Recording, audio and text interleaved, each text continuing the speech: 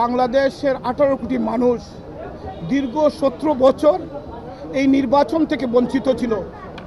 তার ভোটাধিকার দিতে পারে নাই, তার ভোট থেকে বঞ্চিত ছিল।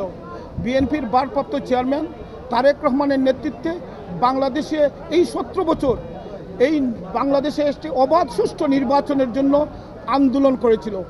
আমরা শেষ পর্যন্ত আমরা দেশনায়ক তারেক রহমানের নেতৃত্বে বাংলাদেশের মানুষকে নিয়ে ঐক্যবদ্ধ আন্দোলনের মাধ্যমে এই ফ্যাসিস্টের পতন হয়েছে।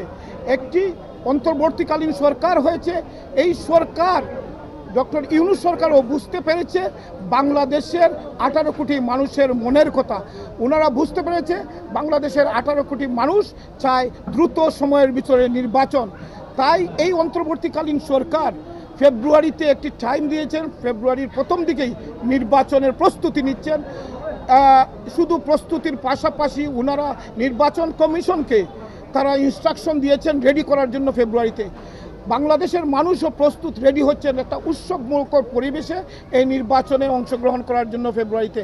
এবং বাংলাদেশ সহ বাংলাদেশের বাইরে প্রবাসী বাংলাদেশিরাও রেডি হচ্ছেন, অনেকেই টিকিট করে রেখেছেন ফেব্রুয়ারিতে এসে ভোট দেবেন। এখন যারা এই ভোটের বিরোধিতা করতেছেন, এই গণতন্ত্রের বিরোধিতা করছেন, আমরা মনে করি এটা ওরা বাংলাদেশের শত্রু, গণতন্ত্রের শত্রু।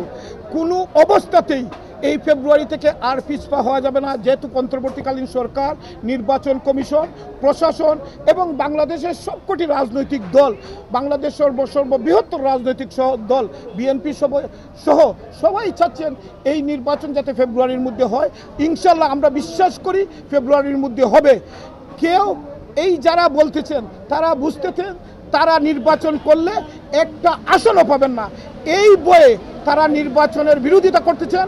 এটা নির্বাচনের বিরোধিতা নয়, এটা আমি মনে করি বাংলাদেশের বিরোধিতা, বাংলাদেশের গণতন্ত্রের বিরোধিতা। এরা ফ্যাসিস্টদের সহচর আমি মনে করব। কারণ গণতন্ত্রের বিরোধিতা করে যারা, এরা স্বাধীনতার বিরোধিতা করে।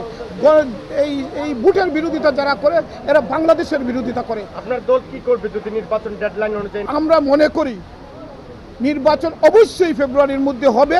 যেহেতু সবাই যদি কোনো কারণে এটা বলতে চাই না, তাহলে বিএনপি বাংলাদেশের 18 কোটি মানুষকে নিয়ে আবার রাস্তায় আন্দোলন করবে। এবং এই আন্দোলন করলে ওরা যারা বিরোধিতা করছে ওদেরকে পাওয়া যাবে না।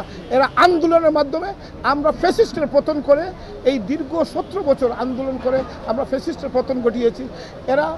আমরা আন্দোলন করব, রাস্তায় আন্দোলন করব, বিএনপি সহ বাংলাদেশের 18 কোটি মানুষকে নিয়ে আন্দোলন করব।